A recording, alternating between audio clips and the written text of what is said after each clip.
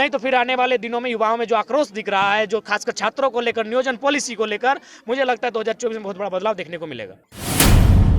और उसी गवर्नमेंट का आंकड़ा कह रहा है कि सबसे ज्यादा अगर बेरोजगारी कहीं है तो मोस्ट ऑफ मोस्ट में झारखंड है। अभी देखिए गवर्नमेंट के आंकड़े कहते हैं कि सबसे ज्यादा, और ये सभी जानते हैं कि सबसे ज्यादा अगर खनिज कहीं पाया जाता है तो झारखंड में। देखिए गवर्नमेंट के आंकड़े कह रहे हैं, गवर्नमेंट के आंकड़े कह रहे हैं कि पूरे भारतवर्ष में सबसे ज्यादा खनिज अगर कहीं पाया जाता है तो झारखंड में। बिल्कुल हम यही कहना चाहेंगे, हेमंत सरकार केवल भावनाओं से खेल रहे हैं। राज्यपाल महोदय खतियान को रिजेक्ट करते हैं और महोदय पूरे राज्य में लगभग लाखों का खर्चा करके खतियानी जोहार यात्रा निकाल रहे हैं। तो इसीलिए हम कहना चाहेंगे ये भावनाओं से खेल रहे हैं। राज्य के युवा परेशान है, किसान परेशान है, रैयत परेशान है, कंटिन्यू लड़ाई लड़ रहे हैं। खनन का मुद्दा है, चूँकि हम कोलियरी बेल्ट में आए हैं तो यहाँ मुद्दा है खनन का है। यहाँ क्या होता है कि जो कोयला का कार्य होता है, जिन लोगों की ज़मीनें गई है, जो लोग विस्थापित हैं, आज वे लोग डरे सहमे हैं और बड़ी मुश्किल से कोयला पे अपना अधिकार कर पाते हैं। विस्थापन का हर राज्य में कोई ना कोई नीति बनता है। आप यहीं मध्य प्रदेश चले जाइए, जिस प्रकार हमारे यहाँ BCCL कार्य करती है, बोकारो के क्षेत्रों में CCL कार्य करती है, वहाँ MCL नॉर्दर्न कोल लिमिटेड, महाराष्ट्र में वेस्टर्न कोल लिमिटेड कार्य करती है। लेकिन वहाँ एक सर्वे की टीम बनती है, जरा आप लोग भी रहिएगा। वहाँ एक सर्वे की टीम बनती है। वो सर्वे की टीम सबसे पहले जाके जो लोग विस्थापित होंगे उन्हें एक अच्छा घर मकान बना के देती है, जो उनका ज़मीन आवंटन किया जाता है। और जो नियोजन वहाँ से उपलब्ध किया जाता है उसमें पहली प्राथमिकता उनको दी जाती है जो लोग विस्थापित होते हैं। लेकिन ठीक जब आप झारखंड आते हैं तो सारा चीज़ उल्टा मिलता है। यहाँ उल्टा क्या मिलता है, अभी भोली से आ रहे हैं, वहाँ 1948 का मामला है। 1948 में ज़मीन का अधिग्रहण किया गया है। 2015 तक कंपनी कह रही हमने ज़मीन को लिया है, लेकिन 2015 तक वो रसीद काटती है। अगर कंपनी ने ज़मीन लिया तो फिर रसीद 2015 तक कैसे कटा?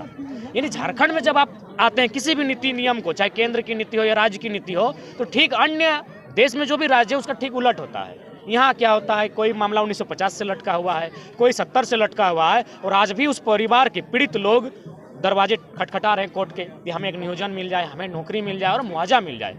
लेकिन अन्य राज्यों में उन्हें ना कोर्ट तक जाने की आवश्यकता होती है, बल्कि जो कंपनी कार्य करती है वो सर्वे बनाकर खुद उन्हें अलॉटमेंट करती है, सबको घर बना के देती है और मुआवजा देती है। तो हमारी लड़ाई है, विस्थापन की लड़ाई है। हमारी लड़ाई है कि हमारे ज़मीन जगह छीने गए हैं उद्योग के नाम पर, इंडस्ट्री के नाम पर, खनन के नाम पर, तो हमारे लोगों को रोजगार से पहले जोड़ा जाए। और इसीलिए आज साल भर से आंदोलन हो रहा है। हम लोग कुछ नया चीज़ नहीं मांग रहे हैं, हम लोग वही चीज़ मांग रहे हैं जो इस प्रदेश में है। आप देखिए, जैसे माइनिंग का कार्य, आपका उड़ीसा में एक इश्तिहार आया था, उसको पढ़ रहे थे, वहाँ आपका माइनिंग सरदार का पोस्ट है। तमिलनाडु में माइनिंग सरदार का पोस्ट है, वहाँ स्पष्ट लिखा हुआ था कि तमिलनाडु में तमिल भाषा का नॉलेज होना चाहिए और उड़ीसा में उड़िया भाषा का नॉलेज होना चाहिए।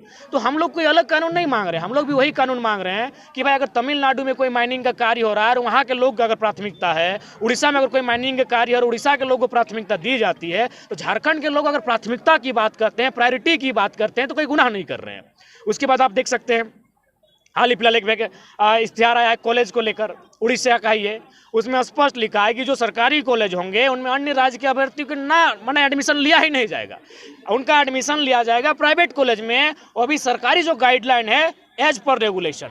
तो जब झारखंड के लोग झारखंड में सेम उन्हीं नियमों की मांग करते हैं जैसा उड़ीसा में है, जैसा छत्तीसगढ़ में है, जैसा तेलंगाना में है, जैसा तमिलनाडु में है, तो यहाँ संविधान की अड़चनें आ जाती है। क्या लगता है झारखंड की सरकार, झारखंड बने हुए 22 साल हो गया, हर बार ये दावा होता है कि हम झारखंडी का सरकार बना रहे हैं, क्या लगता है लोगों को छला जा रहा है क्या? देखिए हर बार छला ही जा रहा है, क्योंकि अभी देखिए गवर्नमेंट के आंकड़े कहते हैं कि सबसे ज़्यादा, और ये सभी जानते हैं कि सबसे ज़्यादा अगर खनिज कहीं पाया जाता है तो झारखंड में। देखिए गवर्नमेंट के आंकड़े कह रहे हैं, गवर्नमेंट के आंकड़े कह रहे हैं कि पूरे भारतवर्ष में सबसे ज़्यादा खनिज अगर कहीं पाया जाता है तो झारखंड में। और उसी गवर्नमेंट का आंकड़ा कह रहा है कि सबसे ज़्यादा अगर बेरोजगारी कहीं है तो मोस्ट ऑफ मोस्ट में झारखंड है। तो ये तो दोहरी नीति है कि सबसे ज़्यादा खनिज भी हम दे रहे हैं और सबसे ज़्यादा बेरोजगार हम हो रहे हैं, सबसे ज़्यादा पलायन हम हो रहे हैं, सबसे ज़्यादा अशिक्षित अगर हम हो रहे हैं। तो एक बार रुककर सवाल करना चाहिए कि खनिज संपदा से परिपूर्ण राज्य यहाँ के मूलवासियों के लिए क्या किया। ठीक, हेमंत सरकार के कार्यकाल जो है या कार्यशैली से इस मामले में आप कितना संतुष्ट हैं? देखिए बिल्कुल हम यही कहना चाहेंगे, हेमंत सरकार केवल भावनाओं से खेल रहे हैं। राज्यपाल महोदय खतियान को रिजेक्ट करते हैं और महोदय पूरे राज्य में लगभग लाखों का खर्चा करके खतियानी जोहार यात्रा निकाल रहे हैं। यहाँ आपका 4 तारीख को ही जो गोल्फ ग्राउंड में कार्यक्रम हुआ, सुने बागमारा से 60 गाड़ी गया था, औसतन लगाते हैं। एक गाड़ी में अगर 2000 का तेल पिया तो 60 गाड़ी को कैलकुलेट कीजिए। जब एक ब्लॉक से इतना गया तो धनबाद में 10 ब्लॉक है, उसको कैलकुलेट कीजिए। और चूंकि हमको लगता है कम से कम 5-6 जिलों से लोग गए होंगे, तो उसको फिर कैलकुलेट कीजिए कितना खर्च हुआ होगा।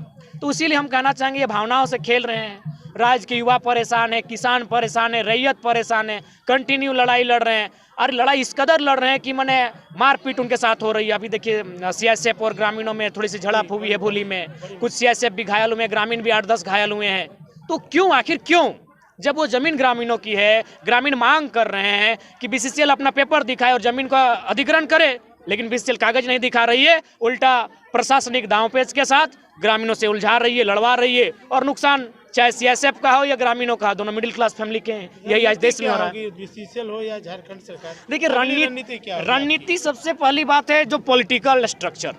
जब तक पॉलिटिकल स्ट्रक्चर में जो बैठे लोग हैं उनकी अगर मंशा स्पष्ट नहीं होती है तो नीति आपकी कुछ धरातल पर उतर नहीं पाएगी। उदाहरण के लिए हम बताते हैं, जैसे जीटी रोड चौड़ीकरण की जब बात आई तो गांव वालों की जमीन कहीं 10,000 डिसमिल लिया गया, कहीं 12,000 डिसमिल लिया गया। क्यों भाई, इतना कम दाम में क्यों?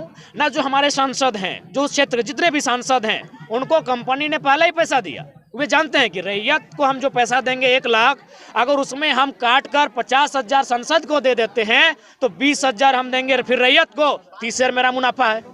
रेलवे ने जमीन लिया 8,000 डिसमिल, चूंकि रेलवे सेंट्रल का विषय है, संसद को पेटी पहुंच गई, विधायक को पेटी पहुंच गई। यानी बीसीसीएल हो या रेल हो, सेल हो, भेल हो, अगर उनको बैकफुट पर लाना है और अगर उनको राज्य के हित में कानून बनाने, माने कानून जो बना है उसके अनुरूप कार्य लेना है, तो उसके लिए जो हमारे पॉलिटिकल स्ट्रक्चर हैं उन्हें ढंग से काम करना होगा। हमारे जो पॉलिटिकल स्ट्रक्चर हैं, चाहे एमएलए हो या एमपी हो, मैक्सिमम उनका आंकड़ा खुलेगा ही खुलेगा, आज नहीं खुले कल खुलेगा।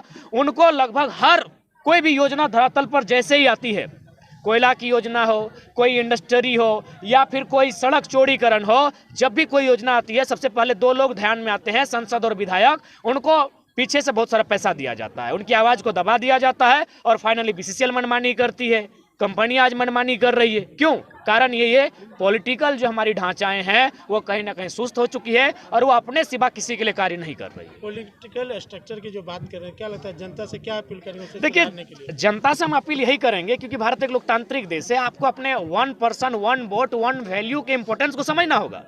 हमने अभी तक क्या किया है, चुनाव जैसे ही चुनाव नजदीक आता है 2 दिन रात पहले वोट जो डिसाइड होता है वो कहीं ना कहीं पैसे के दम पर डिसाइड होता है। अब रामगढ़ अभी चले जाए, बहुत ताजा उदाहरण आपको देखने को मिलेगा।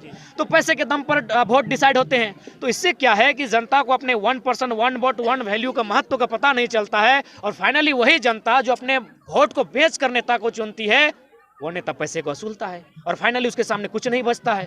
वो ना बोल पाती है ना चिल्ला पाती है, क्योंकि ऑलरेडी अपना जो ताकत है, सर्वश्रेष्ठ ताकत जो हमको वोट कहते हैं, वो बेच चुकी होती है। इसीलिए आज 22 साल के बाद झारखंड की जनता को पॉलिटिकल रिफॉर्म के बारे में सोचना होगा। एक ऐसा पॉलिटिकल रिफॉर्म हो जहां माने ऑनेस्ट कैंडिडेट चुनकर जाए और उसके लिए ऑनेस्ट पीपल भी हो, जो वोट दें उनको वे लोग भी ऑनेस्ट हो, किसी लाभ में नहीं, किसी माने अपने रिश्ता नाता में देख कर ना पड़े। बिल्कुल एक स्वच्छ कैंडिडेट को देखें जो विधानसभा के भीतर या फिर जो भी पॉलिसियां धरातल पर आएंगी, जो भी केंद्र की पॉलिसी हो, राज्य की पॉलिसी हो, यदि जनता के अहित में हो तो उसके खिलाफ मुखरता से वो आवाज को रख सके। लेकिन आप देखिए कहीं भी देखिए कोई विधायक बोलते हुए नजर नहीं, भोली में इतना बड़ा कांड हुआ, आज 5 साथी अरेस्ट किए गए हैं, सब पढ़ने वाले लड़के हैं, कोई ना विधायक का बयान आता है। सिंदरी में इतना बड़ा कांड हुआ, कोई विधायक सांसद का बयान तक नहीं आता है। इतनी बड़ी बड़ी घटनाएं हो जा रही, क्यों ना? सबका पीछे से बहुत बड़ी मात्रा में पैसा का सेटिंग किया जा रहा है। राजनीतिक पटल पर कुछ तैयारियां कर रहे हैं क्या? देखिए हम लोग तो स्पष्ट कह दिए हैं कि हम लोग चाहेंगे कि पॉलिटिकल रिफॉर्म हो, वो पॉलिटिकल रिफॉर्म एक आइडियोलॉजी का हो, इंसान व्यक्ति का ना हो, वो कोई पर्सन का ना हो कि इस चेहरे को देखकर रिफॉर्म होना, एक आइडियोलॉजी हो। आपको जो समर्थन मिल रहा है, क्या कुछ राजनीतिक तैयारी भी चलेगी क्या? देखिए हमने स्पष्ट कहा कि अगर जो भी पॉलिटिकल पार्टियां रूल कर रही हैं, अगर वो राज्य के हित में कार्य करती हैं तो हम लोग को कोई आवश्यकता नहीं है, लेकिन हित में कार्य नहीं करती हैं तो इस आंदोलन को कहीं ना कहीं पॉलिटिकल रूप देना उस समय की मांग होगी और जो पब्लिक की डिमांड होगी उसके अनुरूप आपको करना होगा। और नहीं करेंगे तो फिर आपको लोग बागी कहेंगे, लोग आपको दोषी कहेंगे कि हम तो अच्छे खासे सो रहे थे, हम बुरे थे, अच्छे थे, मरे थे, आपने जगाया क्यों? तो इसीलिए हमारी प्रयास होगा कि जो भी पॉलिटिकल पार्टियां इस राज्य में रूल कर रही हैं वो राज्य के हितार्थ के लिए नियम बनाए, नहीं तो फिर आने वाले दिनों में युवाओं में जो आक्रोश दिख रहा है, जो खासकर छात्रों को लेकर, नियोजन पॉलिसी को लेकर, मुझे लगता है 2024 में बहुत बड़ा बदलाव देखने को मिलेगा।